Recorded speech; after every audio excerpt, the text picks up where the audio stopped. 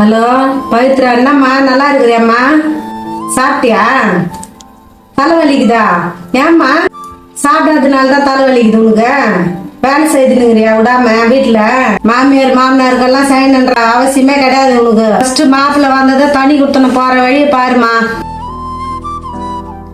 அத்தை, இருமா ஒரு நிமிஷம். என்ன சொல்லுடி?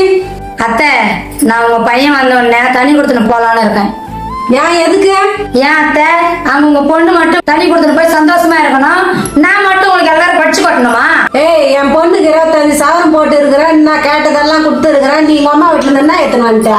உங்க அம்மா வீட்டுல இருந்து சாமான் செட்டு நகை நட்டு எடுத்துன்னு வந்து கொட்டிட்ட என் வீட்டுல. ஒரு கிளாஸ் கூட வழி இல்லாத வந்து நீ இப்ப தண்ணி குத்தணும் பாரு. என் புள்ளைய கூட்டின வேலையை பார்த்துன்னு போடி.